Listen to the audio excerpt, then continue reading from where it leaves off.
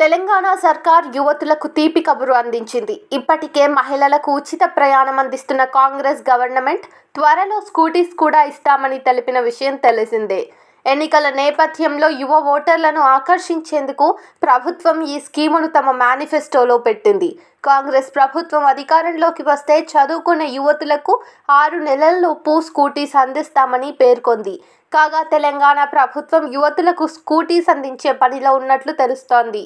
త్వరలోనే ఫ్రీగా electrical scooties అందించనున్నదని సమాచారం. ఈ నేపథ్యంలో చాలా మందికి ఈ పథకానికి ఎలా అప్లై చేయాలో క్లారిటీగా తెలియడం లేదు. అలాంటి వారి కోసమే ఈ వీడియో. ఈ పథకానికి 18 సంవత్సరాలు నిండిన యువతులందరూ అర్హులేనట. దీనికి కావాల్సిన డాక్యుమెంట్స్ ఏంటంటే Aadhaar card, PAN card, passport size photo, residence proof, income certificate, caste certificate, date of birth certificate. తెలంగాణ.gov.in లోకి వెళ్ళాలి. హోమ్ పేజీలోనే త్వరలోనే ఆన్లైన్ అప్లికేషన్ ఫామ్ అందుబాటులో ఉంచనున్నారు.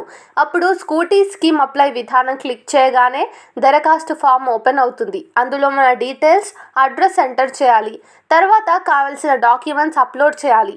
ప్రాసెస్ మొత్తం కంప్లీట్ చేసిన తర్వాత సబ్మిట్ నొక్కి అప్లై చేయాలి. తర్వాత ప్రభుత్వం వాటిని పరిశీలిస్తుంది.